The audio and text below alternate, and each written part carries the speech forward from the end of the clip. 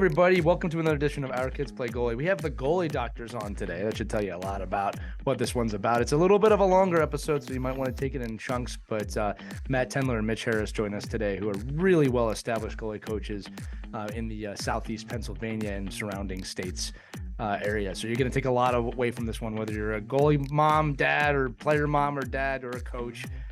Lots here to deal with. So also make sure to check out our website, ourkidsplayhockey.com. You can find our deals there page for little gifts you can give your coaches or knickknacks for the hockey season. And also make sure to follow our Facebook page, Our Kids Play Hockey. It's a private group, yes or no questions to get in, and we go over a lot of stuff. But again, longer episode today, so I'm going to let you jump right in. Here we go with Our Kids Play Goalie. Hello, hockey friends and families around the world, and welcome to another episode of Our Kids Play Goalie. I'm Lee Elias, and I'm joined, as always, by Christy Casciano-Burns and Mike Benelli. And today, we have two guests who have combined their experience and powers, which is vast, to create a goaltending school that has impacted players in pro, NCAA, junior, prep, Tier 1, Tier 2, girls hockey, and beyond. Joining us today are the goalie doctors, Matt Tendler and Mitch Harris, and both men have extremely impressive goaltending resumes, which between them include professional and collegiate experience in net and as coaches, in addition to an extremely large roster of students from around the world. The two are the brain trust behind the incredible, successful, and impactful school for netminders, aptly called the Goalie Doctor. So whether you play between the pipes, between the goal lines, or stand on the bench, that's everyone listening, you will take away a lot of value from this episode. Matt, Mitch, welcome to Our Kids Play Goalie. Good morning. Good morning, everybody. I appreciate you having us.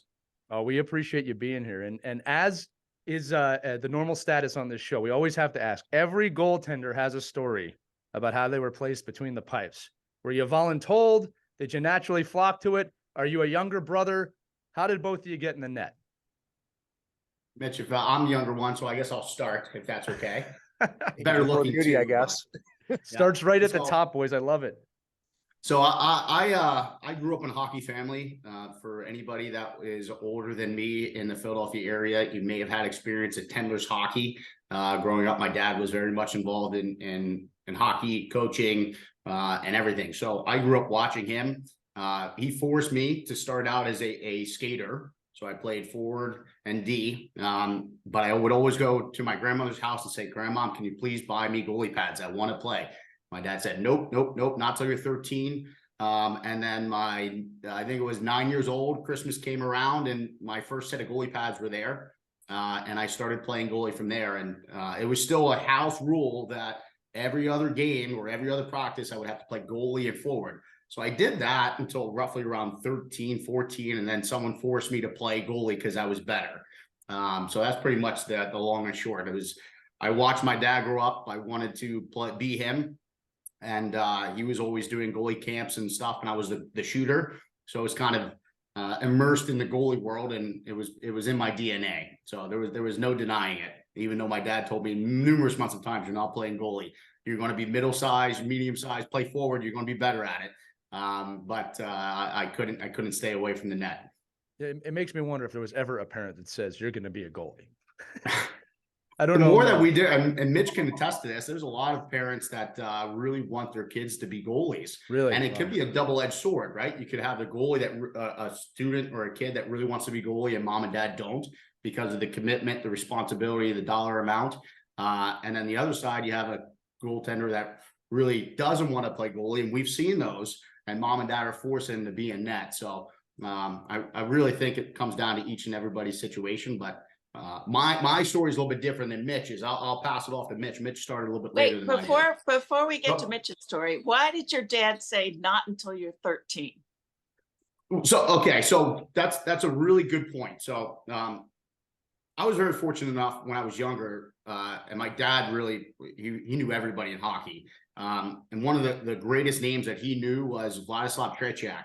So he was the Russian goalie from the '80 Olympics. And he came over in the early 90s and started doing goalie camps and clinics, and somehow, some way, my father linked up with that school. And it was really Tretiak telling my dad, "Don't start until he's 13. Until he's a teenager, he's got to learn how to be a good skater. He's got to understand the game. He's got to become a better athlete. Until they're, teenagers, you really have no idea what they're going to become anyway. So why rush it? Save the body, save the knees, save the money." And he was very adamant about that.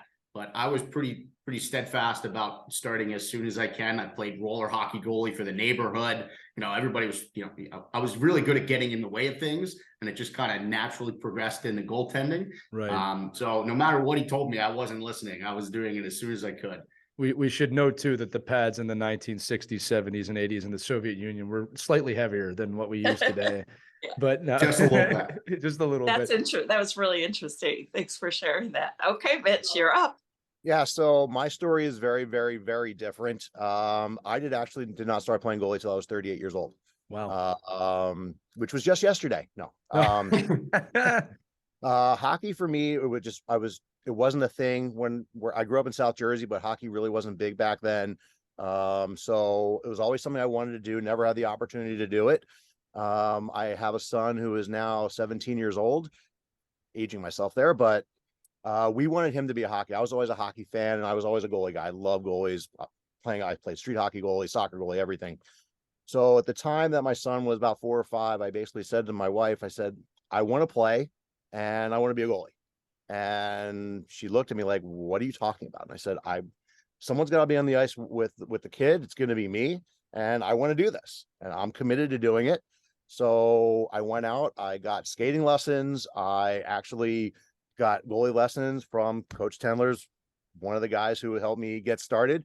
There are definitely some videos out there on our YouTube page of father-son lessons with me and my son. So that's how I basically got started. Didn't know anyone that played, so I started going out to a rink called Winter Sport that's no longer there at 6 o'clock in the morning to open skate because they had no goalies. So I just kind of showed up and progressively got a little bit better, a little bit better, a little bit better. And fast forward a little bit past that, I just found a thing that I wanted to coach. And I had this idea down in my basement. I have synthetic ice. And I had this idea that I ran by Matt and said, listen, I want to start this program.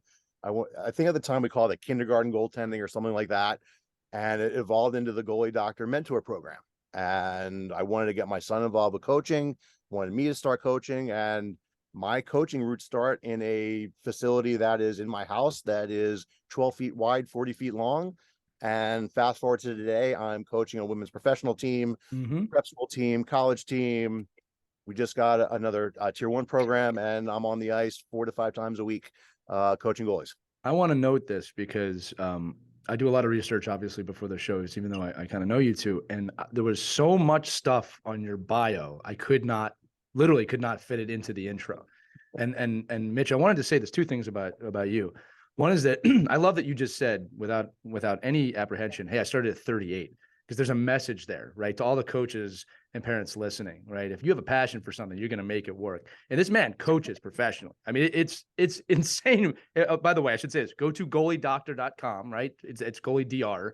Goalie, correct. All right. And you can see all of the resumes here. If you are in the southeast corner of PA and surrounding areas, and you have a goaltender or a coach, you know who these guys are, right? It's when Logan, and I wanted to tell this story real quick for you, Mike and Christy, because Mike and Christy have been following me on the journey of the denial that my kid's a goalie and all the way that he is a goalie.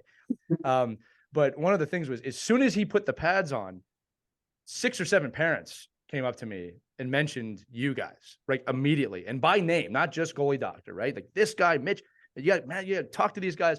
And I'm thinking, wow, I've never seen in all the years I've been playing hockey, coaching hockey, I've never seen this many people come up to me and say this. But what I was so impressed with, his first lesson, Mitch, was with you. Matt, you weren't there that night. But this is what happened. So Logan was a little younger at the time, and he was pretty green to playing goal. He had some experience. And he comes out there. He's by far the youngest kid out there. By the way, I should mention this to the bench. He told me he wanted to do this. I didn't push him out there. He came to me and said he wanted to do this. And I'm going, okay, he's the youngest. Some pretty talented goalies out there already. Mitch, you did such a great job of balancing a variety of talent to A, making him feel welcome. B, you didn't let him sneak by with anything. He was doing the drills you were doing. You know what I mean? Like, it didn't Absolutely. matter. No, I mean, right? Regardless, I mean, the one thing we demand, and I post this, and Matt and I talk about this, 100% effort, 100% attention, everything we do. Right. And worst thing, try. Worst thing you're going to do is fall. If you fall, you get back up, you do it again. I don't care if you're 8 years old or 80 years old. Get out there and try it. And worst thing that's going to happen is you get up and you try it again. And you know, the one thing that I love about our family of goalies is that we support each other. Right. And if one goalie's struggling, you'll see goalies tapping their sticks and Right. really helping out. And in between reps, we'll see goalies going over to other younger goalies and helping out. And that's the one thing that's, for me, starting off our mentor program, we want our older, more experienced goalies helping out these younger goalies. Well, and that's So exactly what happened. That's exactly what, and again, you got to put yourself in my position as dad. I really do keep my mouth shut almost 99% of the time, but I'm watching these big kids and they're tapping them on the back saying, "Hey, wait, welcome." And then, you know, Mitch, the other thing I was impressed with is you did drills that were probably a little, I shouldn't say it like that. You were showing my son some basics while not sacrificing the advanced goalies development too. I was really impressed with Thank just you. how it was run, because Thank he learned a lot and everyone was involved. And look, I wanted to push on this thought a little bit too, because I had this as a question. I said it, I've been told by several parents in the area whose kids you coach that your training goes beyond the ice. All right. And we talked about this a little bit in the pre-show. But what kind of person they're going to become. You guys said it to me. They can call you at any time. I've had multiple parents tell me that their kids talk to you about life and that they know that they don't even need to go to their kids because you guys have it covered. So this training goes well beyond just goaltending skill development. How do you incorporate person development into your skill development package? Matt, why don't you kick off with that one? Yeah, I'll jump on this one. Well, first off, let me just quickly revert back to one additional point. I want to commend Mitch just with his passion. So, you know, we touched on, he started late, you know, he didn't have as much experience as everybody else. And I've had parents and other goalie people come up to me and say, "Matt, I want to help." And most of the time I tell them, no, thank you, I'm okay. Mitch was so dedicated, so committed, so driven that I just couldn't say no. And I really am grateful that he was so forceful at the start of it, because it really helped us grow to where we are today. And, you know, that kind of ties back into some of our mission. It really ties back into, I want to help our goalies become the best goalies that they can be. Obviously, at the end of the day, that's ultimately why they do come to us. But I also want to expose them to life. Life is challenging. Life is difficult. And to bring in someone such as Mitch that has a pretty successful career outside of hockey, to have a different path, a different trajectory, but also have the passion, gives us a nice little yin and yang. For me, everything I own, everything I have, everything I've ever earned is some way, somehow tied back to hockey in every aspect of my life, where I went to school, where I got my job, my fiance, my friends, you know, everything. So I was very fortunate enough to be exposed to very high level coaches and high level athletes at a young age. And I really do attest a lot of my success back to those experiences.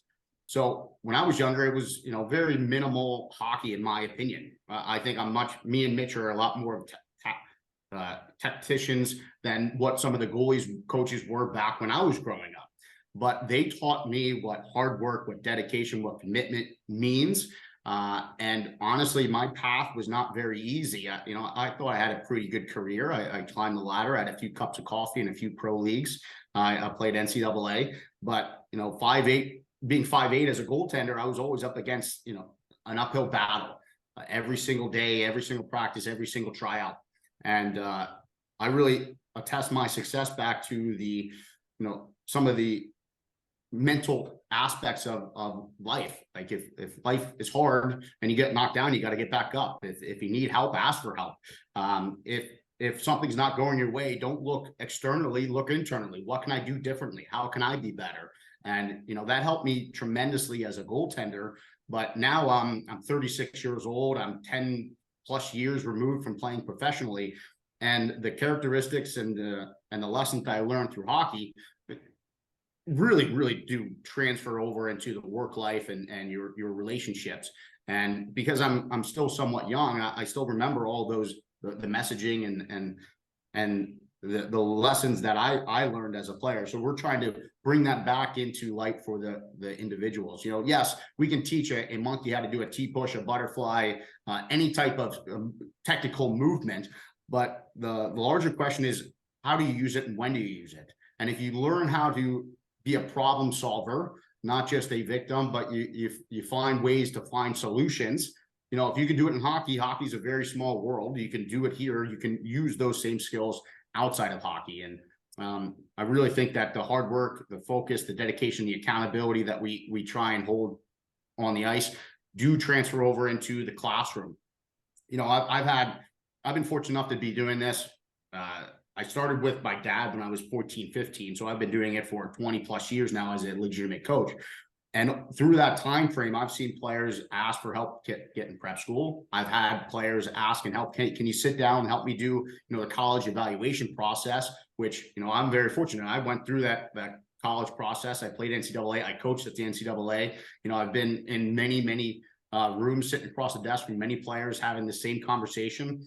So it allows us to kind of give them a little bit of context. And I think the best part about our job is really, yes, we deal with a lot of teams and organizations and goalies, but we really don't have any allegiance to anybody. We're unbiased, we're independent. People can come to us and talk to us freely and openly, and we can give them, you know, easy, precise opinions on what we think. And ultimately, at the end of the day, Mitch, you might laugh at this. We give a lot of opinions and a lot of direction, but that doesn't mean that everybody listens to it. But at the end of the day, whether they listen to us or not, they come back and say, thank you. We appreciate your pointed advice, and we value your opinion. And most of the time, kids, you know, now Mitch, you're a little older, and we've been doing this now for many years. I have kids that have played juniors, played college, graduated, have kids, have families and everything else. And I still talk to those guys, and they're some of my better friends because, you know, we've all been through the trenches together. And when you're speaking from a point of experience to someone that is going through that experience, it really does help. And luckily enough, we've been able to really build a lot of trust and confidence from us down to our goalies, to our parents, that allow us to have that level of conversation. So that was very long-winded. Mitch, I'll give you the mic here. Yeah, great. So I mean, I think the one thing, and Matt touched on the yin and the yang. I mean, Matt brings that experience as a player. I'm now in a position where I bring that experience as a goalie parent. So I feel that it's not my job to help parents navigate, like I said, whether it be equipment, whether it be teams, whether it be a coach isn't treating my kid fairly, or he's not getting the ice time he should be getting. You know, I had no problem having those conversations. And, you know, going back to the grassroots of the mentor program, you know, aside from the studio is a leather couch where I actually set up a camera so parents could watch, because there's no place to watch the lesson from. So I set up a camera where they would actually watch it on a big screen TV.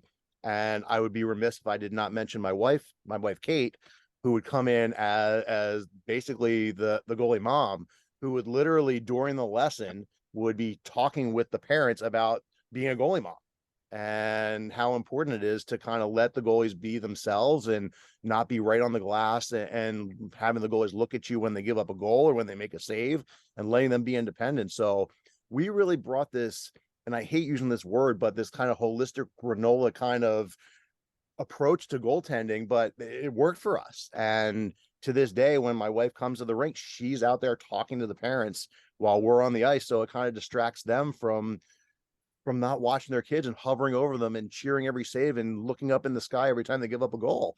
So it just, for us, I go back to, it's not just the hour on the ice. It's treating these people, these kids and parents, as people and part of the goalie doctor family. And that's what we are. We really, one of my big taglines lately is the goalie doctor difference. And I think one of our biggest differences is we are a family, and we're just grateful for all the families that come to us. Yeah, I'm glad you brought up the parents, because that's a really good point. And we've seen it every year in hockey. There's always the goalie parents who are obsessed, you know. Back in the day, they'd have clipboards. Now they do the tally on their phones, marking where the shot went in, what did they miss, what's their weak spot.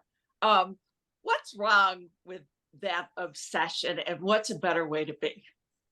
So I'll take this one to start, Matt, and then you can kind of go. So there's a lot of different ways, and I will freely admit, and Matt will attest to this, Coach Mitch and Dad Mitch are not the same person. So the advice that I give out is not necessarily the advice that I will listen to. And there are many times where after a game, or even during a game, I will text Matt or other people and be like, "Oh my, I can't believe I did this. I can't." I'm like, "What?" And they're basically like, "Just shut up and watch the game." So it's a very, very challenging position. I can tell you that my wife, the way she handles it is she takes pictures and she actually listens to games with headphones on and listens to music. That was originally a tactic so she didn't have to hear other people talking, but I think he ended up winning a game, so that became a thing. And she listens to the same soundtrack to every game. And then if he starts not playing so well, she'll change it. But she will take on a weekend literally like 1,500 pictures. And she watches the game through the lens of a camera. I don't necessarily think there's anything wrong with tracking the shots and tracking where they are. But the question is, what do you do with it? Are you getting in the car after a game and basically showing this clipboard, Johnny, you gave up a goal from here, and it's like, no. Once you're in the car, that's your should be your child's safe haven to complain, to whatever, and you should not be coaching your kid after a game. Like, remember, you are dad. If you want to share that information with the goalie coach, that's phenomenal. But the last thing that you want to do is overload your kid, especially if they're younger, with a chart of, oh, here's your shots. Because I have seen goalies get off the ice and say, Dad, what was my save percentage that game? And it's like, that shouldn't matter. Did you give 100% effort? Did you give 100% attention? Did you compete on every puck? If the answer is yes to those three questions, then you did fine. Whether you won or lost, especially at the younger age, it does not matter. Just go out and battle and compete. And like I said, parents, the best thing they can do is not coach from the car after the game. Excellent advice. And if I could just touch in a little bit here, I think parents sometimes forget that their kids are kids. And sometimes, I think, and this isn't just hockey or goaltending, this is across all youth sports. I really feel like sometimes adults ruin youth sports because they treat them like adults, or they treat them like the NHL Flyers. And they're yelling shoot on the power play, or they're trying to coach from across the rink and everything else on those lines. And I was very fortunate as a young goaltender that my dad played at a high level. He coached. And I'm not saying he's perfect and he knows everything, but it worked for me. And everybody's a little bit different, right? Everybody manages stress differently, takes in information differently, and they have a different relationship with their parents.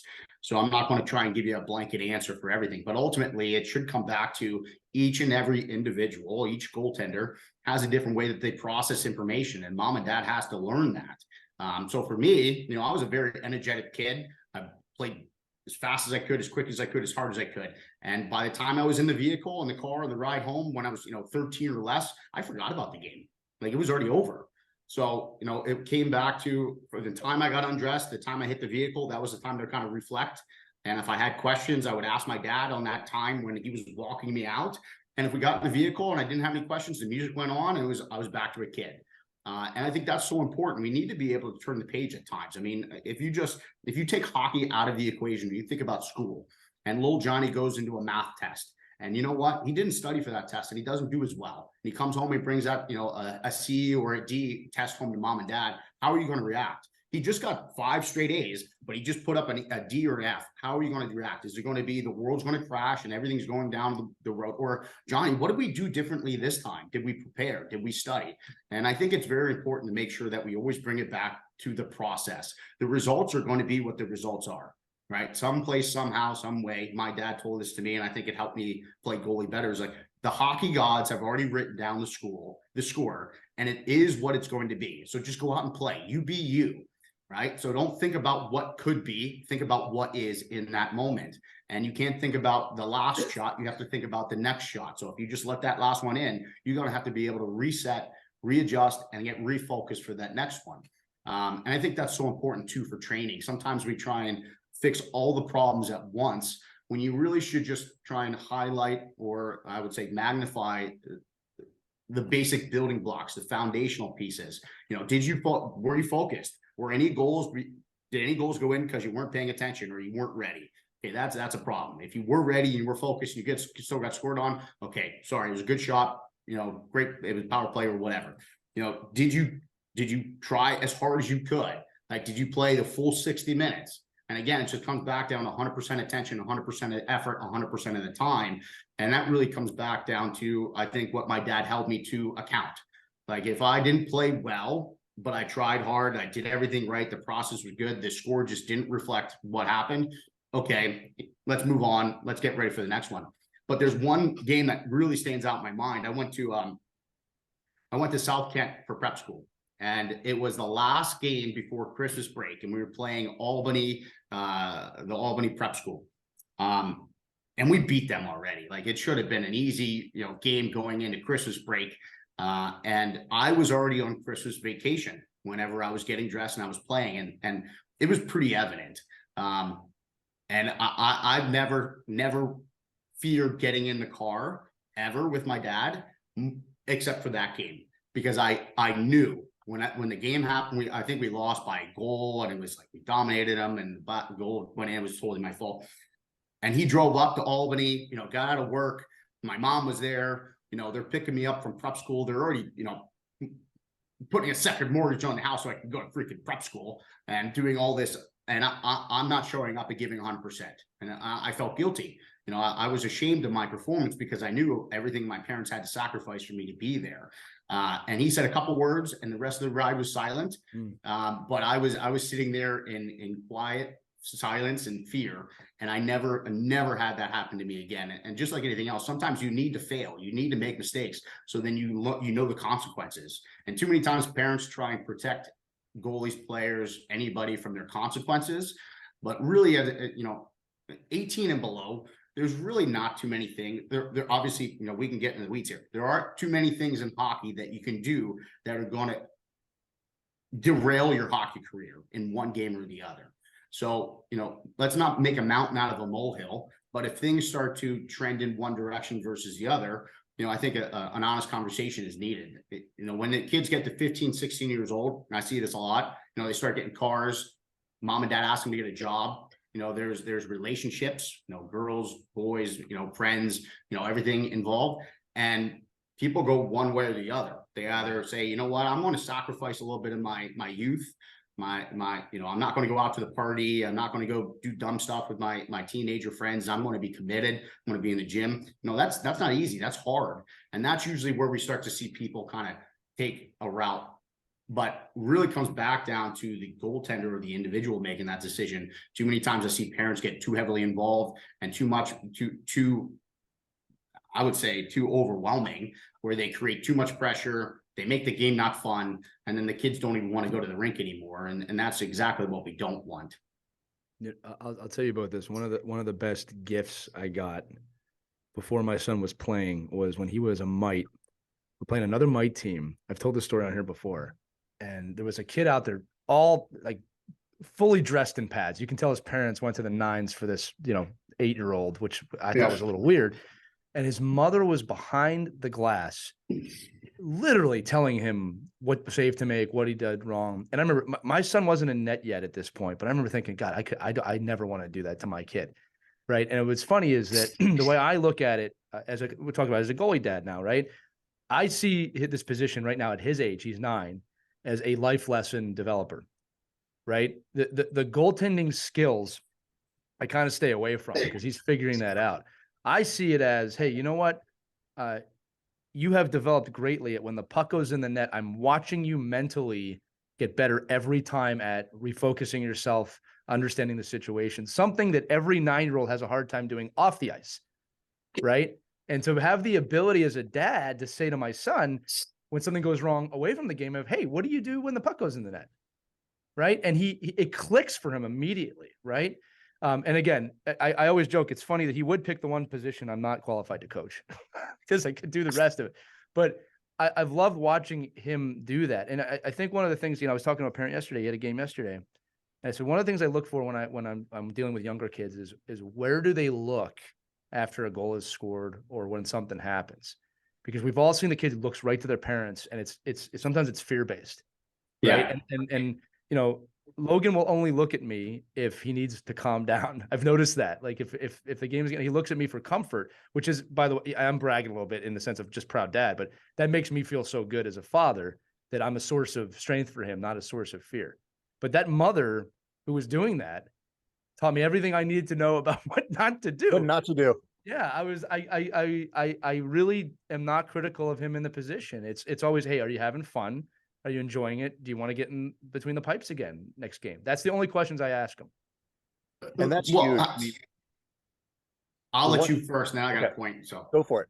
So for me, when Rye started playing, I had 3 things that I would say to him before a game. I would say only 3 things before a game: have fun, play happy, stay up on high shots. Those are the only 3 things as a Mite I ever said to him before a game. And he actually has have fun, play happy written on his stick. That's awesome. It's something we actually took from Cam Ward. You can find, there's some pictures online. You can find a Cam Ward thing. It's, I forget, it's have fun or play happy, but that's written on Rye's stick. And I believe he still does this to this day. And if he doesn't, I'm going to have a word with him. Because it's so true, because we play our best when we're happy and we're having fun. And at the end of the day, hockey is a game and games are meant to be fun. So, but that, and like I said, those are the 3. It got to the point where when we dropped him off at the rink, I would turn around and I would just put up 3 fingers, and he would say, have fun, play happy, stay up on high shots. And then he'd get out of the car, I give him a fist bump, and that's it. And I mean, now he's going to start driving himself to games, which is different story for me. But when That's I scary, would right? drop, Yeah. it is. But now, I mean, when he gets out of the car, I turn around, and I'd say, go do your thing, gives me a fist bump, and he walks out. So, I mean, that really is key. Find one little thing to say to your goalie before you drop him off at the rink. You don't need, and it should be nothing technical. It should be nothing about hockey itself. Whatever it is, 3 little words, and just go, let the kid go. Mitch, I've got 2. I tell him every game, I love you no matter what happens out there. Like, win or That's lose, awesome. it's not going to respect it. It changes nothing about how I feel about you. And then the other thing I tell him, and we had a guest, John O'Sullivan, who turned me on to this. I tell him, I love watching you play. And that's it. That's the only things I tell him before a game. Huge. That's all that should matter. So if I can touch on just this aspect, and I think it's so crucial for just looking at just the hockey, the position, and also just bigger and, beyond the sport. I'm sure anybody that's on this call or listening has had an experience with somebody that could not manage their emotions. When something went wrong, you had, maybe a little buddy, a friend, or a coworker that just, a little bit of a whiny baby. Maybe they threw a temper tantrum, or they're just unruly and you can't deal with them. I watch goalies play, and one of the things that I hate the most, and Mitch brings this up all the time, especially at lessons, if a goalie gets scored on, they slam their stick, or if they start to, you could just see the body language change from being focused, dedicated, committed, confident to, oh no, here we go again. I'm stuck in quicksand. I'm getting pulled down. And I was an emotional goaltender and an emotional young man when I was playing. I grew up watching Hextall. So how that kind of maybe influences me. So if you don't know who that is, go YouTube, search him, and you'll know exactly what he's talking about. YouTube the one, Hextall versus Chelios. That'll pretty much give you the whole, the whole gist of it. Yeah. So I grew up watching him as a Flyers fan, and he was emotional, he was unruly, he was chaotic, and I started off that way. And after a while, yes, I was making saves. Yes, I was making the good teams, and yes, I was winning games. But after a while, it started getting to the point where I was putting myself in a position, or my team in a position to have to manage my emotions. Right, I would put my team at a disadvantage where either I was getting all unruly and distracted, and I wasn't worried about stopping pucks, or I was getting penalties. And I think it's so important now that as I'm older and more mature, the lessons that I learned how to control those emotions at an earlier age allowed me to manage bigger situations, more pressure situations, and also just be in situations that require a lot more responsibility. If you're a player and your coach makes a mistake and he throws a trash can or a water bottle and starts, this, that, and the other thing, how does that affect you as a player? When I was in the room, it would make me feel more nervous, more uncomfortable. I was more worried about making a mistake. So then I flipped that back on myself as a player. Like, if I'm doing this, how's my D going to react? How are my forwards going to react? How is my coach going to see me play? If I throw a temper tantrum, I'm throwing my stick or hit my stick, he's thinking on the bench, man, Matt lost it again. I got to get him out of the net. And just to be around that, I would say, emotion, it's contagious. Right. So just like anything else in life, if you're giving out positive vibes, if you're giving a positive, aura, the people around you kind of play off of that, and it's contagious. The same thing on the negative side. If you're a cancer in the locker room, if you're unruly or uncoachable on the ice, all of a sudden it goes from you to then infecting your D, then your forwards, and then all of a sudden the whole culture of the team kind of starts to dwindle away. So, managing emotions, especially in this position, is so very important. And the earlier that we can encourage that, the better it becomes. And I think it really does come back down to the parents, where you said this, and for me, I was very fortunate. I had my, do you ever watch the 70s show growing up? Which one? The 70s show where Oh, it yeah. had Red Yeah, yeah. Foreman and Kitty. Of course. So for those who don't know my parents, that's kind of the dynamic of my parents. I have Red Foreman, my dad, he was sheriff, and my mom was Kitty. She was the sweetest, she is the sweetest thing alive. And no matter what happened, I always knew that I had my rock, my mom, that no matter what, Matt, you did great. I love you. I had so much fun watching you play. Gives me a big hug. What do you want? What do you need? And then my dad was, you know, a little bit more quiet, a little bit more hockey driven. And he would ask me basic questions. How do you think you played? Good, bad, right? Okay. How did the goals go in? Perfect. Okay. What can you do next time? Great. Boom. On to the next one. And that was it. And it was nice coming from my dad that I respected, because, you know, I watched them be on the ice with pretty good hockey players, like, and coach them. So I knew, you know, there's a lot of things I can argue with my dad about and have difference of opinion about, but hockey was never one of them. And it was always what my dad said goes, and I respected it. And he put me in a position to be very successful and get a lot of exposure to high level athletes.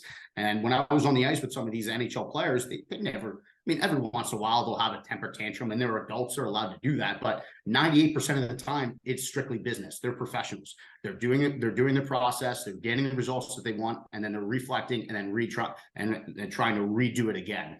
And I think that's so very important, in managing your emotions, controlling your body language. Body language is a huge piece that Mitch brings up every single time that we're on the ice with our goalies.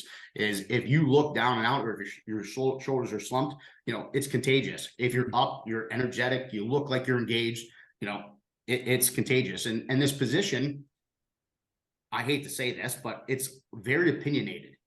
You know, you can look at on a forward or a defenseman and look at stats and say, okay, this guy's bringing value here or there or somewhere else. You know, as goalies, you know, stats don't always tell the story. So sometimes people get so bogged down in, like Mitch said, what is my save percentage? What's my goals against average? That it can be overwhelming. And that's really where their focus needs to be. But it really should just come back down to the underlying way that you carry yourself around the rink, your focus, your commitment, your dedication. And that's going to really set the foundation to be successful, not only at the younger levels when, you know, hockey is really meant to be fun, but for those that are fortunate enough to make it to the junior levels, of college levels, of pro levels, they're going to come back and try and utilize the lessons that they learned earlier on in life. And if they don't have those opportunities, or if people shelter them from consequences, they're never going to be able to manage the bigger pressure cooker situations. I mean, look at Aiden Hill. I mean, Aiden Hill from the Vegas Golden Knights, you know, if he managed his emotions differently earlier on in his career, when he was getting bounced around playing the A, he was a third goalie this year for Vegas. You know, do you think that opportunity would still be there? Do you think the coaches and the players would still have the same type of confidence in him in this scenario? No, it's because of what he was doing, and he kept his mouth shut. He put his nose to the ground. And he kept moving forward and doing everything that he could in his power to be successful. And he just waited. He was aggressively patient. He prepared himself for the opportunity that would come. And when it did come, he's prepared to manage it. And if he, you know, derailed his success along the way because he was upset, or if he wasn't getting the success that he wanted at the time frame that he did, you know, I've seen a lot of goalies quit when they're pretty much one step away from making a pretty good career. You know, going from the midget level to junior level is very difficult. Going from juniors to college is even more difficult.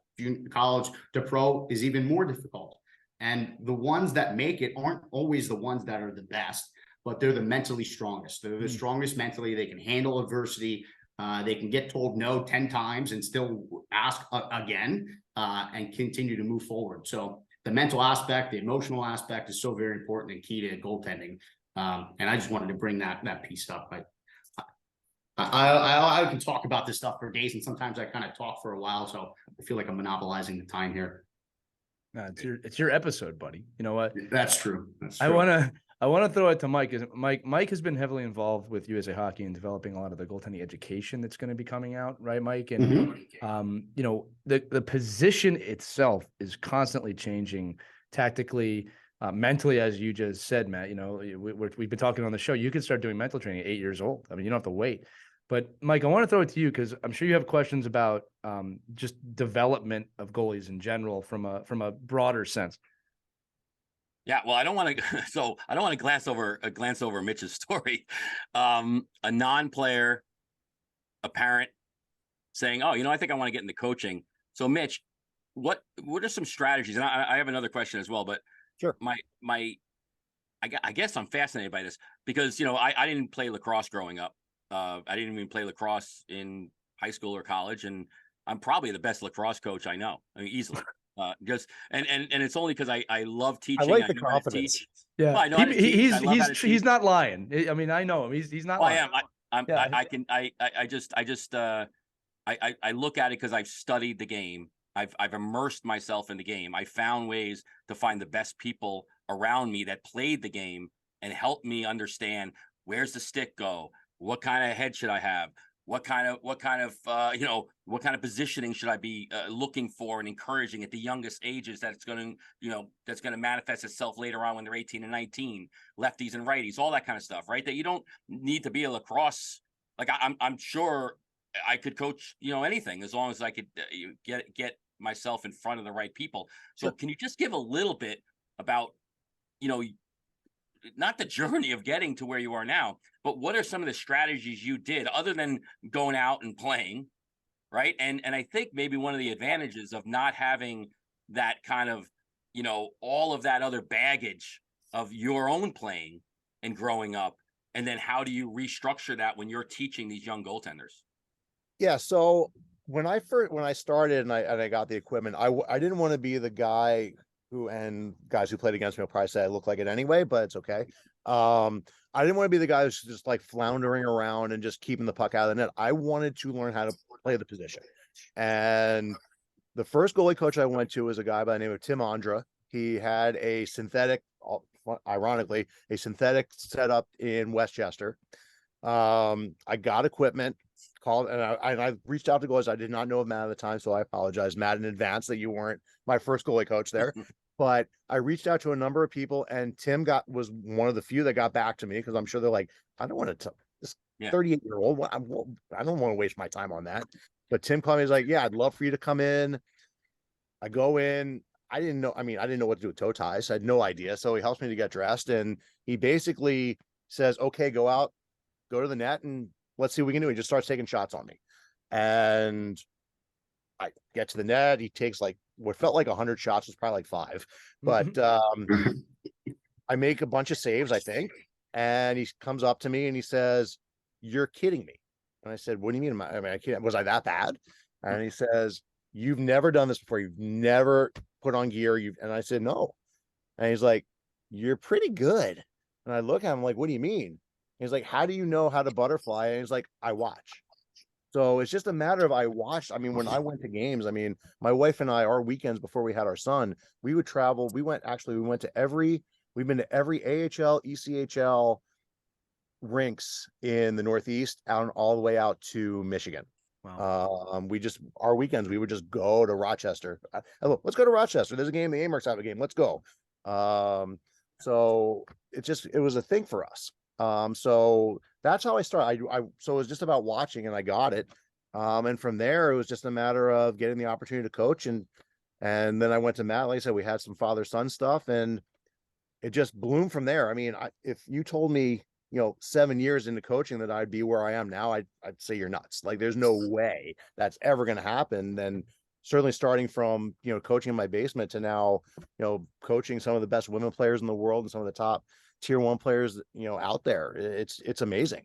But the one thing I want to stress is that it's not just about getting those players at the higher level. It's about seeing some of the players that we've had for 5, 6, 7 years start off in the basement, who are now going to be playing very, very high level hockey.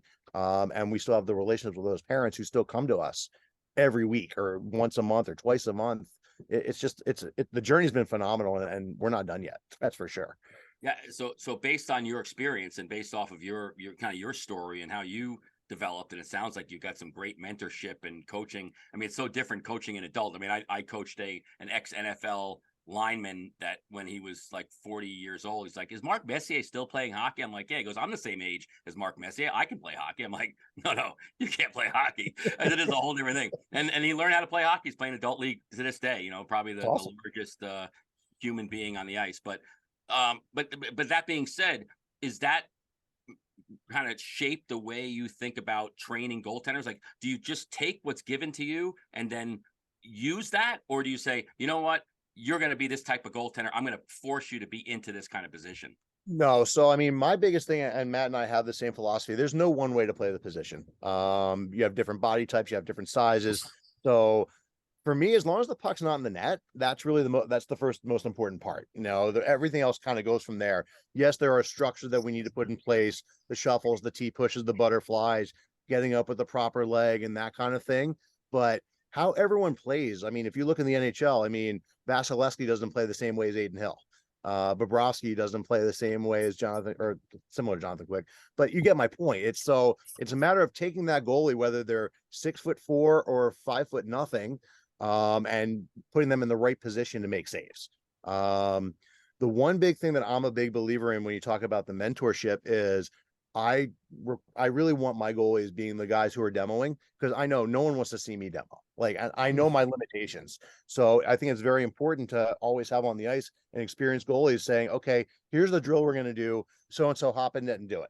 Or if you see a goalie maybe do something incorrectly, have that goalie come over. And that also empowers that goalie saying, wait a minute, he trusts me to teach this kid how to do something.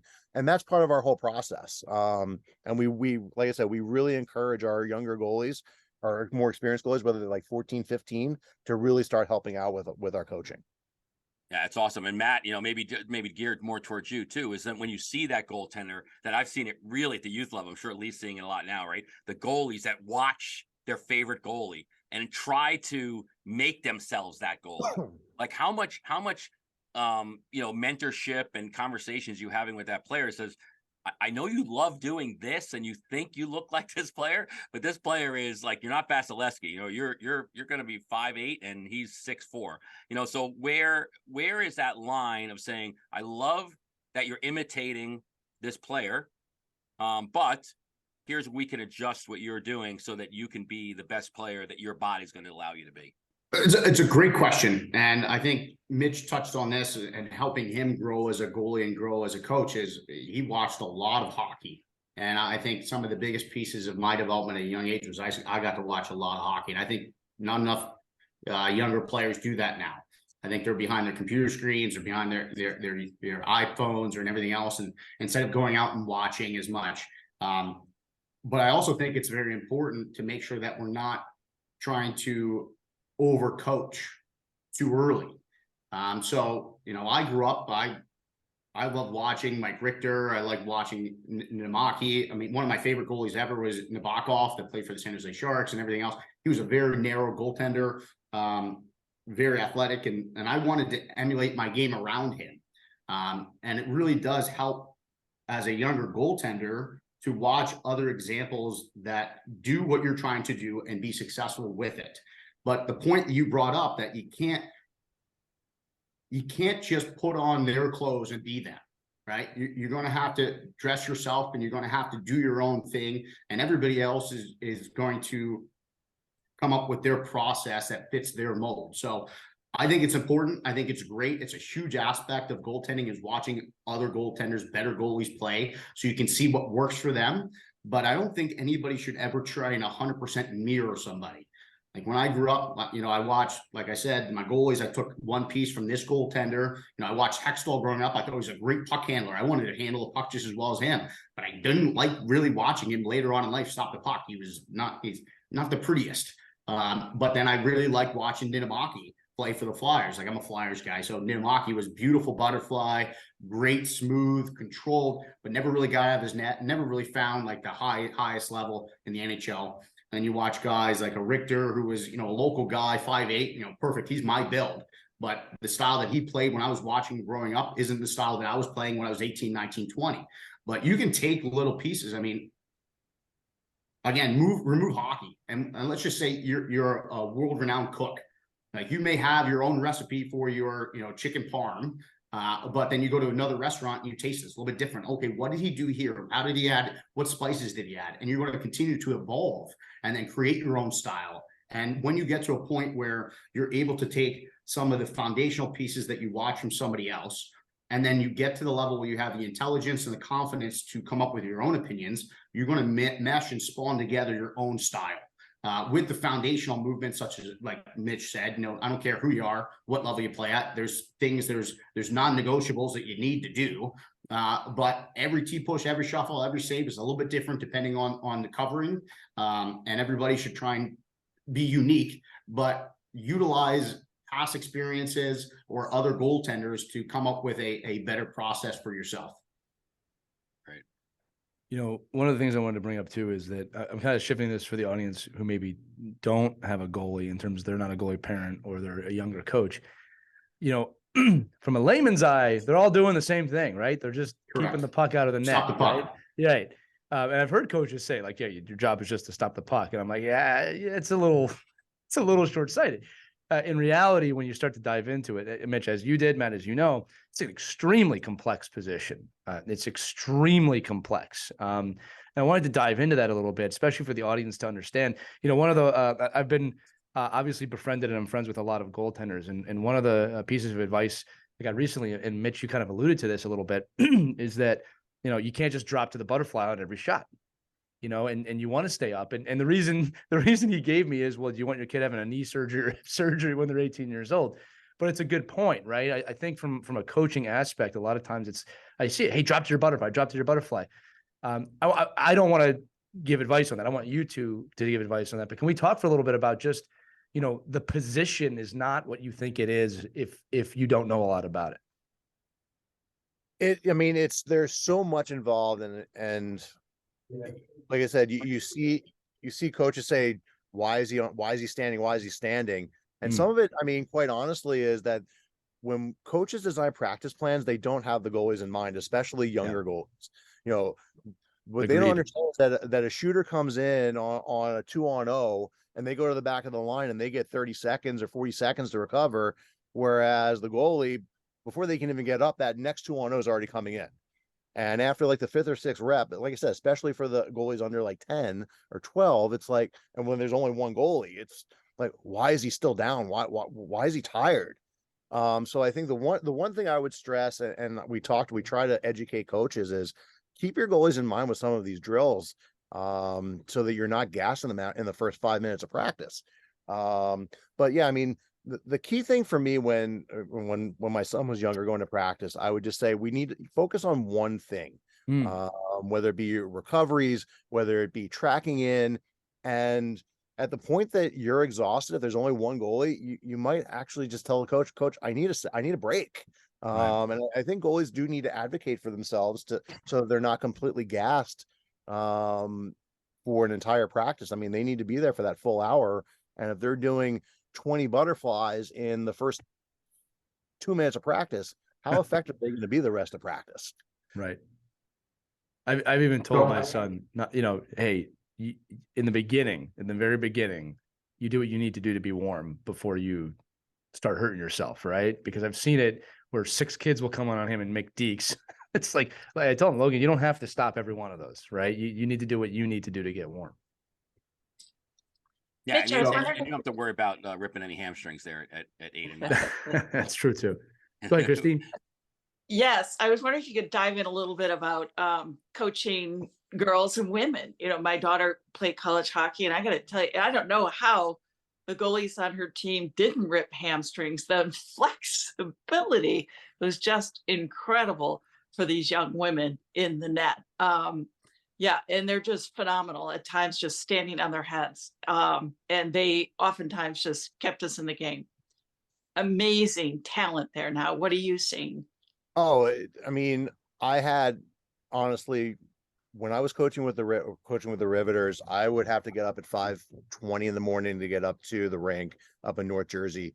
And I can tell you there was not a single morning most of the time I got up before my alarm even went off. There was not a single morning that I was like, what, I really don't want to go today. Like, I would wake up during the week because I would go once or twice a week. If I could go every morning, I would have gone every morning. The goalies that I had there were absolutely phenomenal to work with.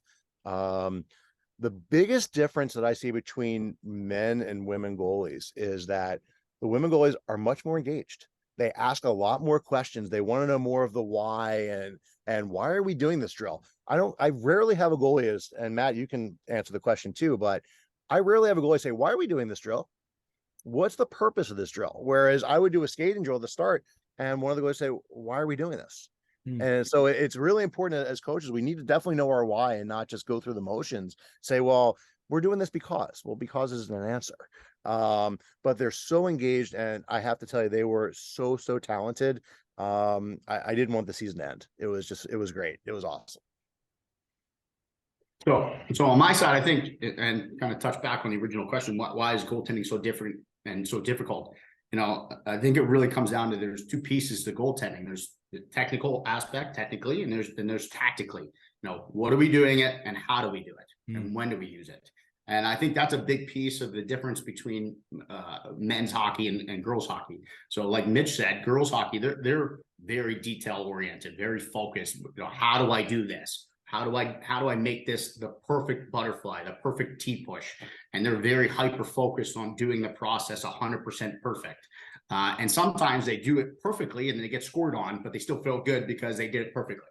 On the other side, with boys, the technical side, depending on everybody's a little bit different, right? I don't want to generalize everybody, but generally, the boys are more about the tactical side of trying to stop the puck. I don't care how I do it. My job is very simple. My coach gave me a job. I need to stop the puck. I need to protect the net. So it's a little bit different. I mean, ultimately, when we're looking at goalies, it doesn't matter if you're one or the other. You have to have the flexibility of a gymnast. You have to have the speed of a sprinter. You need to have the hand-eye coordination of a major league batter. You need to have the understanding of offense and defense as an NFL quarterback. And you also got to be somewhat crazy, like a boxer, to get things thrown at you and take punches and pucks. So it's a big, wide range of skills that everybody needs to come together. And, we can teach anybody the technical aspect of how to do every movement, every save properly.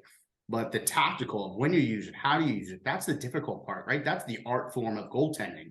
And when you come back and say, we talked about earlier, watching other goalies play, you can mirror, you can, do the same type of butterfly, the same type of movement. I mean, when I was growing up and playing, at my later stages, Carey Price was very, very good.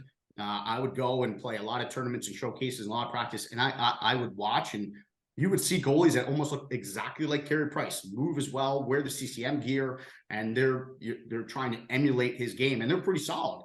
But they looked good technically, but they didn't know how to play the game tactically. And then you see other goaltenders when I was growing up, and it doesn't happen as frequently now, but they get the goaltenders that have Mitch matching glove and blocker and pads, and you look at him, you're like, man, this goalie doesn't really know what he's doing. But then he steps on the ice and he's lights out.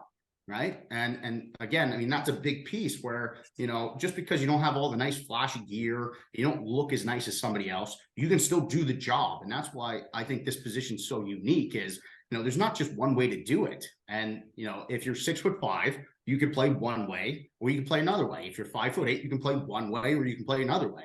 But you have to find out how to be successful in your own skin with your own set of skills that are unique to yourself. And that's really the differentiator where I think boys are a lot more open to being unique and trying things that are different, when I think girls are a lot more structured and it needs to be a tried and true process that you've seen other goalies use. And they're a little bit more open to using those type of teachings. That's a great explanation. Thank you for sharing that. And I appreciate the question. Very good. That's great. So one of the things we hear so much too, especially now that we're doing these goalie portions of the podcast and really focusing on, that specialized position, which it is. Maybe you guys could just, both of you could chime in a little bit on the discussion around, where is the game evolving now with goaltenders and that long-term, focus on their health. Like, and we could talk about the mental health in a little bit, but really physical health. Like you're seeing, back in the day, I never heard of like Tommy John surgery, anything like that, except for baseball players. It was always like, oh, baseball, of course. You're a pitcher when you're 8. You're probably going to get in the major leagues. You're going to have surgery, and you're going to continue on, and you're going to keep playing. But now we're hearing it from a goaltending side, and it's not just about positioning and overuse, right? It's really about allowing training other pieces of your body off of the ice. And what kind of advice would you guys give on the, a percentage, and then maybe a couple little hints about the fact that goalies, which is actually a great thing, don't need to be on the ice every day for development. And really, how can it enhance them not being on the ice? I'll let you go first. You want me to go first? So I'll let you go first. I'll go first. So, I mean, as you pointed out, you do not need to be on the ice every single day. That's for sure. I think it's very important that once the season's over is to put your skates away, put the pads away, and take anywhere from 4 to 6 weeks and not do anything goalie related. Really focus off ice on mobility, on your strength training. In season mobility and making sure that you're stretching every day and having a good routine, not just saying, well, going down the basement and doing one hamstring stretch for like 30 seconds and then say, oh, I'm done. Making sure we're foam rolling every day, making sure we're, those types of things. But it's really in season. It's really, the position is so demanding on the body with so much movement up and down and T-push stops and going into RVH and those kinds of situations. It's just really important that we're just managing our reps in practices. And when you're doing your off ice training, in season, for me, there's no reason on top of if you're on the ice 3-4 times a week at practices to be on the ice at goalie sessions 3 times a week either. You're just completely overdoing it. And by the way, you also have games on the weekends that are the most important part. So it's just really important. Listen to your body. If you need a morning off, take a morning off. It's so important. But we're seeing more and more 15, 16-year-olds getting hip replacements because of just overuse. And a lot of it is, playing a style that's not really conducive to your body type, but also not taking care of your body. So I highly, highly recommend, and I'm the first to admit, I am not a strength and conditioning coach. That's not my expertise. Go out and seek someone who can help you with that mobility and strength conditioning. We're seeing this in all sports, right? Mike, I was actually just watching a video the other day of NCAA Division I football team, and they were just doing hip mobility. And it's funny to see the players, when something's new and you can see players' faces and like, why are we doing this? It's because an expert knows what they're talking about. But moving away from the body for a minute, I wanted to ask this question. I think this will be valuable for everybody. And I think that there may be multiple processes for this, processes, whatever the word is. How do you guys handle communication with goaltenders from a coaching standpoint? Who's going to be playing in a game? If you're splitting a game, right? Or there's the scenario too. You want to split a game, but the starter's playing really hot and you can't take them out, right? How do you handle that communication and the trust that needs to be there in order to make that happen? And go over good and bad, because I think a lot of coaches that don't know the position make mistakes with this. Can I start with this one, Mitch? Because this Absolutely. one I love. So first off, I think it should change as they get older. So let's just say we'll draw a line in the sand at 14 years old. So in my mind, 14 years and younger, the game isn't that meaningful per se, right? Wins and losses, they mean something in the moment, but just like I said, when you get in the car or the next day, doesn't really matter. No, not really. But once you get over, 15, 16, you're playing, high level midget, you're playing juniors, you're playing college. Okay, now the games are starting to be more meaningful. So let's look at 14 and below. One of which I don't think anybody, any goaltender, any parent should be forced to drive hours on end and sit on a bench for a whole weekend. So if they're going to a showcase or going through a tournament, Johnny should not be playing all the games and Billy shouldn't be sitting on the bench for all the games. I think that's so unfair. And one, it also hinders the development of the position.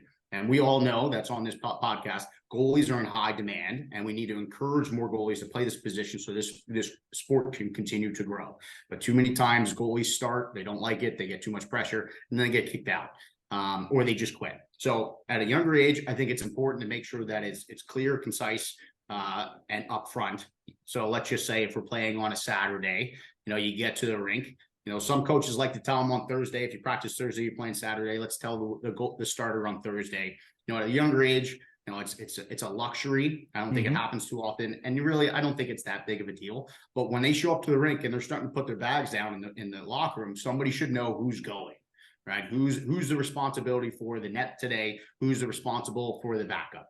And it should be clear and concise from the start of the year at that level that both goalies should always stay ready, right? And whether Johnny starts and Billy's going to back up, Billy, you might have to go in because Johnny might not have a good game. They're young. They're allowed to be kids. All right. So I think it should be open, upfront, clear before anybody starts to get dressed. Too many coaches, I think, sometimes don't tell them till after warmups are over. Right. Warmups go through. Well, Johnny, you're going to start. That's a hard thing for a young person to manage and to do. Not only on one side, not only just step in the net and play, but little Johnny that, hey, I really want to play this game. I had a great warm up. Coach didn't pick me. Now he's on the bench. Now he's all, deflated. Right. He's not going to be a good teammate. He's not going to be engaged. Now let's flip it around to the older. So let's just say midget and above.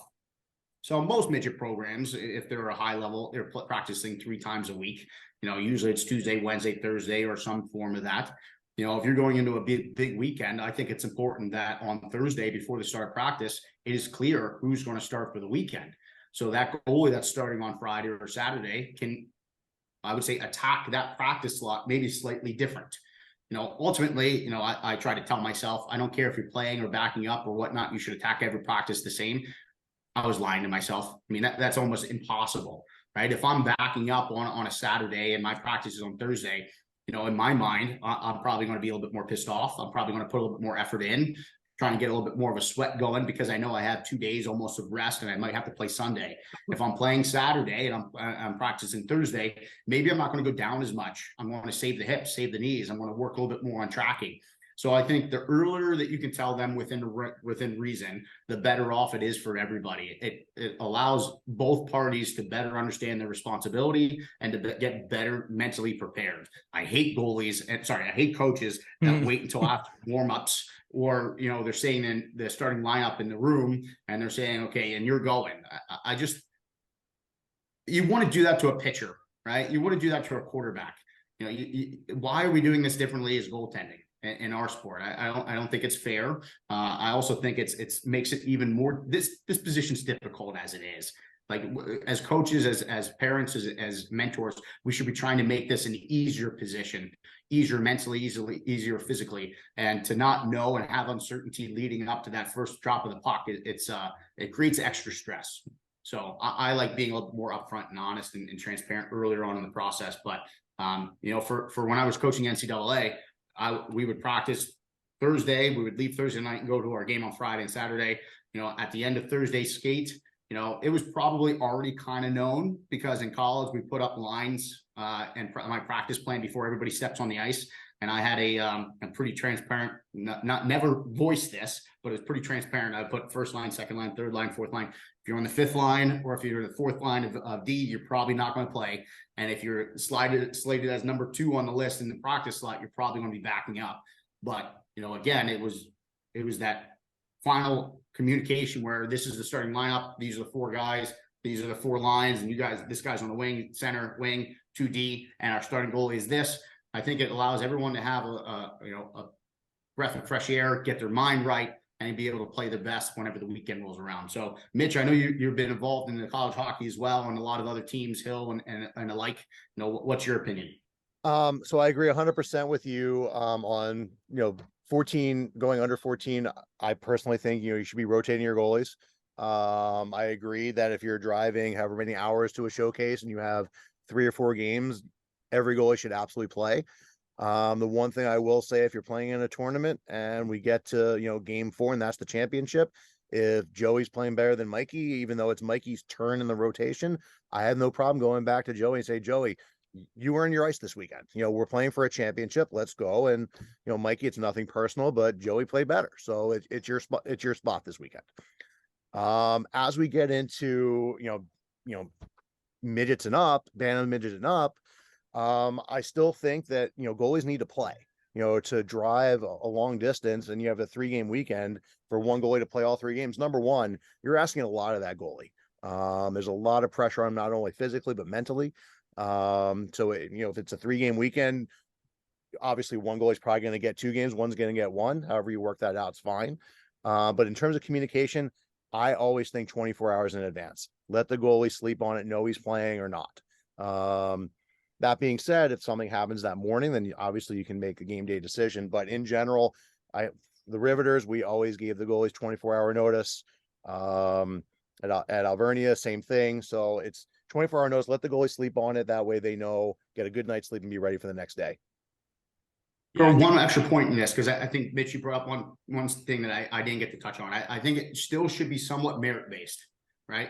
I think just like anything else in life, if you're not pulling if you're not doing your job, you shouldn't be rewarded. So if you're missing practices, if you're not working hard in practice, or if your mom and dad's not bringing you to the games, you shouldn't be slated into the next game that you're coming to. Right? There's commitment. You need to be a part of the team.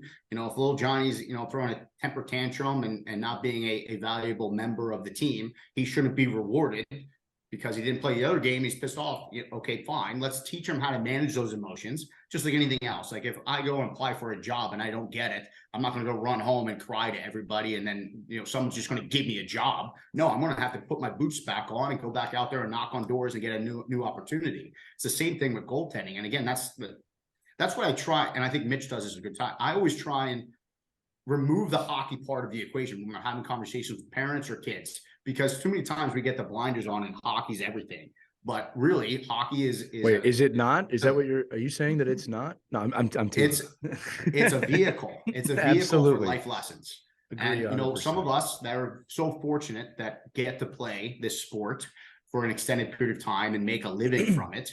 Those are really the exceptions, right? And too many times in our sport and other sports, I think coaches and people are geared towards helping or coaching towards that exception when you're forgetting about 90% of the other population, right? So yes, if you get a Jonathan Quick or a Spencer Knight that's coming on your team and he is head over heels better than the other goaltender. Okay, that might be a slightly different scenario and a situation.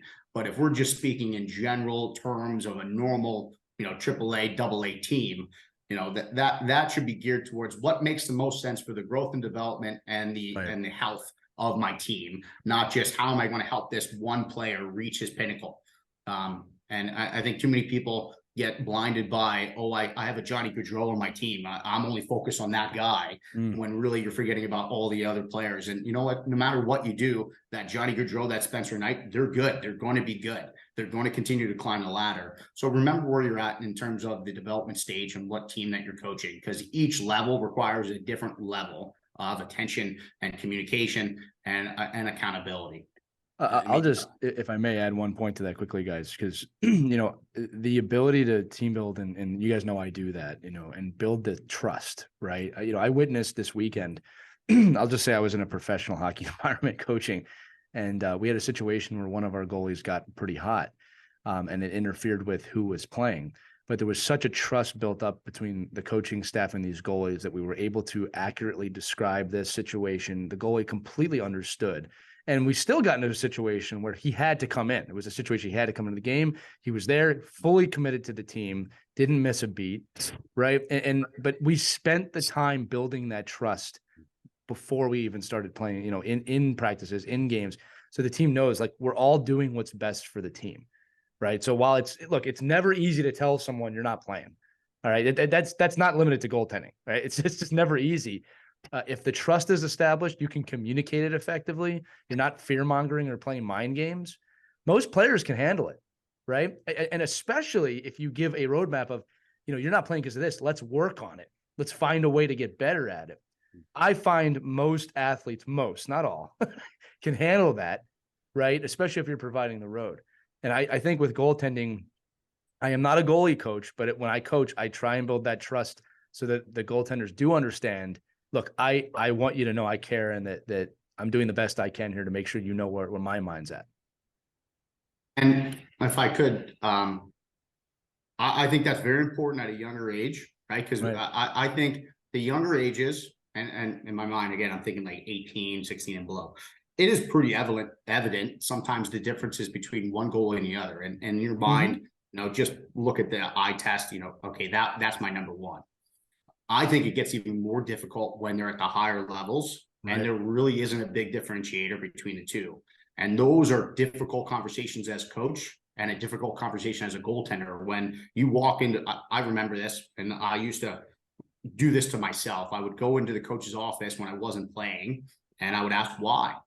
And I would sometimes leave that meeting even more upset. Right. Because all he would tell me is good things. Like, Right. Right. you're telling You me wanted to I'm improve. doing this right. I'm doing that right. Right. You know, great. You just have to be patient. And that's hard, right? That's a hard conversation to have. And the only way that I was able to manage those mentally is because of the experiences that I had as a younger goaltender, right? I was able to play off of those experiences. Yes, maybe I didn't get all the success I wanted at this time, but I put my nose down. I stuck to the process. I kept my mouth shut. I was a great teammate. And when my opportunity came, I was prepared to seize that moment and not let that net go again. And it's much more difficult as you get older because, you know, I said this earlier, I think goaltending is very opinion-based. And sometimes it just comes down to, I have a better feel about this goaltender today. And you can't explain that. How am I supposed to explain that to the goaltenders that not playing? I just have a gut feeling this one's going to win today. All right, well, great. I'm not playing. I can sit on the bench again. Well, I didn't do anything wrong. This doesn't make any sense. But if you're able to kind of get back to your process, right? Remember why you're there.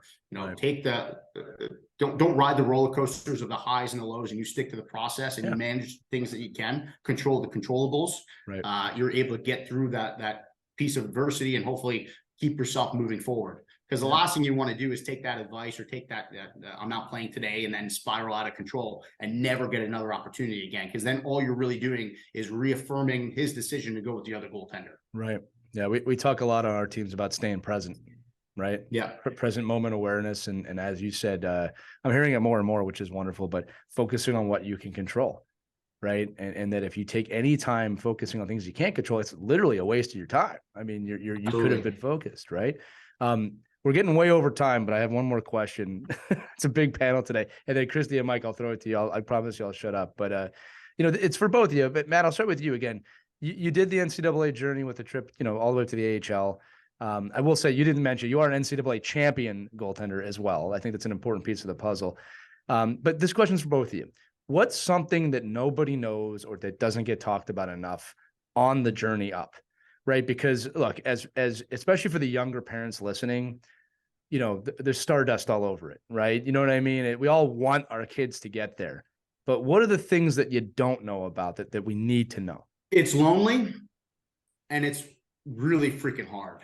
I think somebody should have told me that a lot earlier. It's lonely because, you know, along the way, if you really want to climb this ladder and reach the highest levels, you know, especially for me, being an undersized goaltender, always having to change somebody's opinion. Nobody came to me and said, "You're my guy."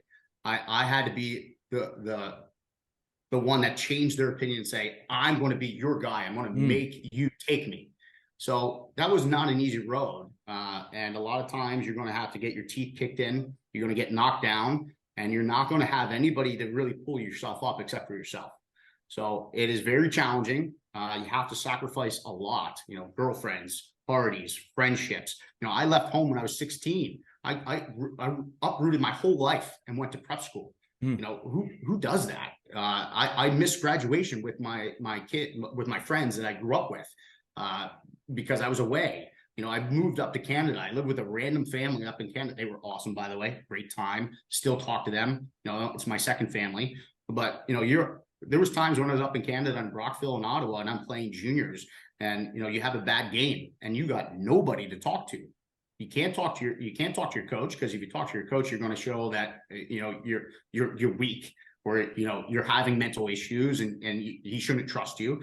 You know, you can't talk to your roommate, because then, you know, in my opinion, they're going to look down at you as a goaltender, right? You have to always be this white knight that can come in and save the day. And you have to have, you know, bulletproof skin to be able to manage all the things that are coming at you.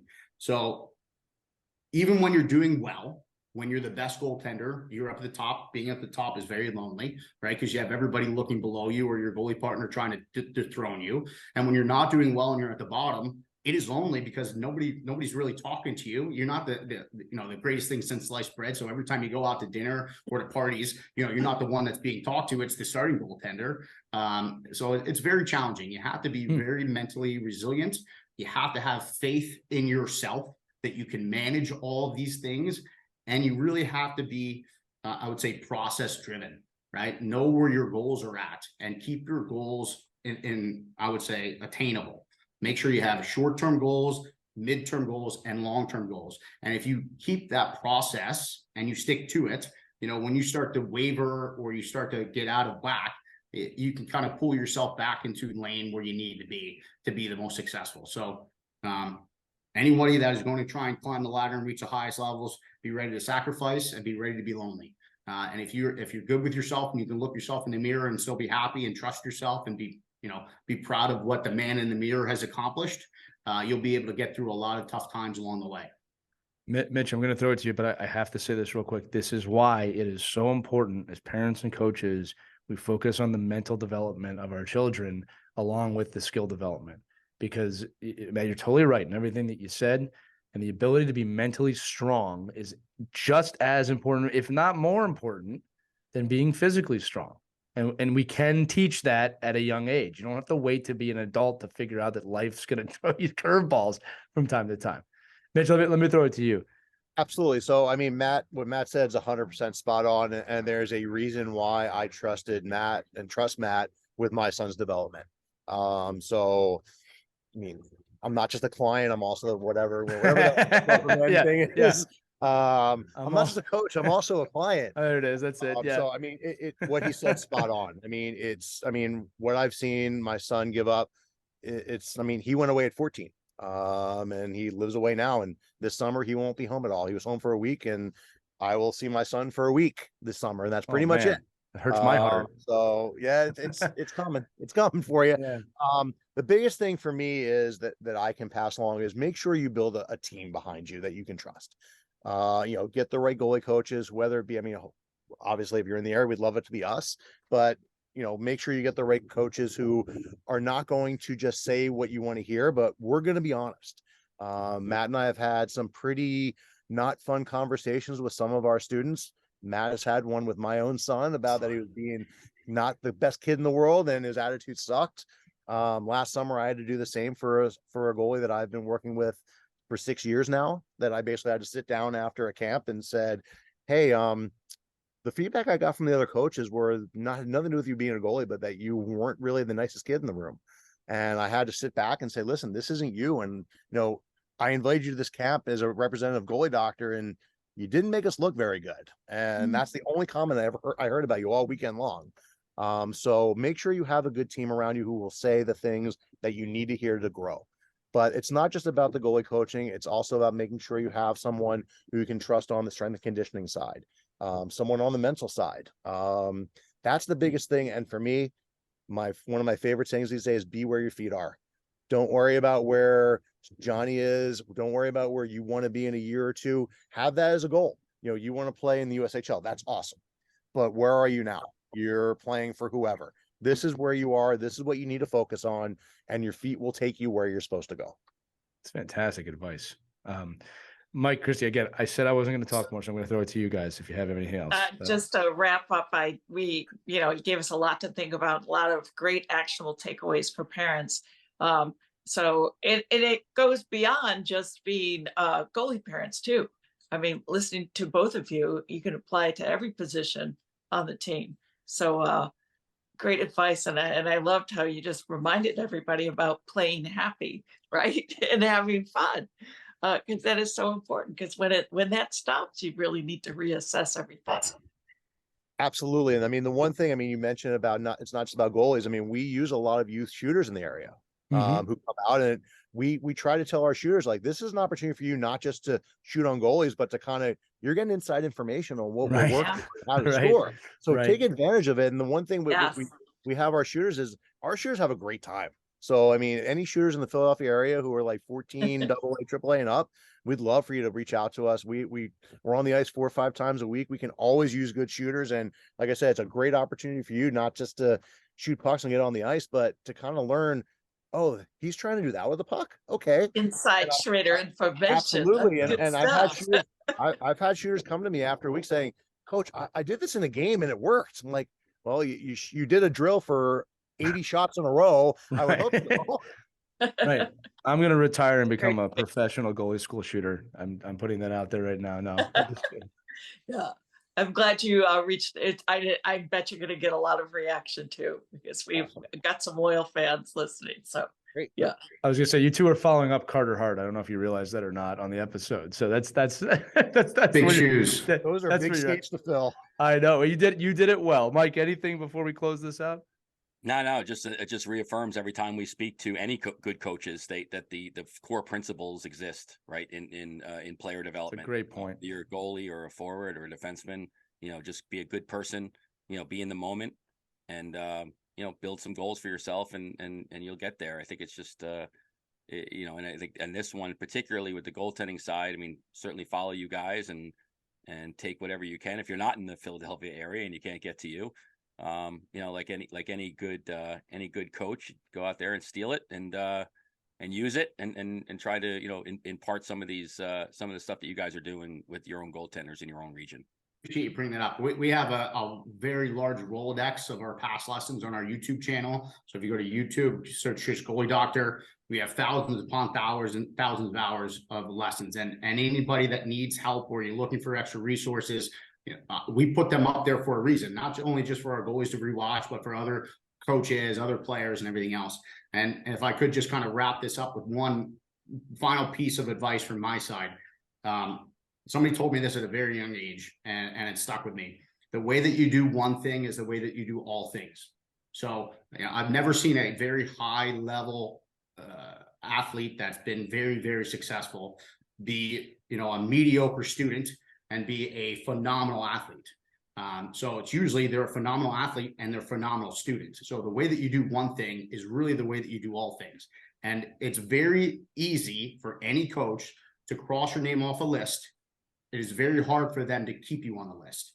So they're always looking for rhyme or reasons or validity of why you're trying to cut you, especially as you get to the higher levels, because it's so competitive. So remember, the way that you do one thing is the way that you do all things. The way that you walk into the rink, the way that you act around the locker room. If you're picking up trash, if you're mean to the rink staff, that's a big no, right? You should treat the rink staff and the general manager, anybody around the rink, just like the CEO, the CFO of any other company. Make sure you're saying hello, be thankful, be grateful, clean up after yourself, do the little things that are very much within our control that require no amount of hockey skill, just being a good person. And it really does go a long way when you're trying to climb the ladder and leave a positive impression on anybody that you come around with or interact with. Yeah, we talk to our guys all the time, right? Have an end, not a but. Yes. And this guy does this, and this guy does this, and oh my God, and this kid does this, not but that kid. Yeah. And those are great. And again, that's everybody. I mean, that's everything you do. And it's awesome advice. Mike, we gotta get that written on your stick. I got a lot of things written on my stick. That's not one of them. Yeah. All right, guys. Listen, Matt Tendler, Mitch Harris, just a fantastic episode. I really think we could keep going for another hour here, but I cannot Just have to do it again.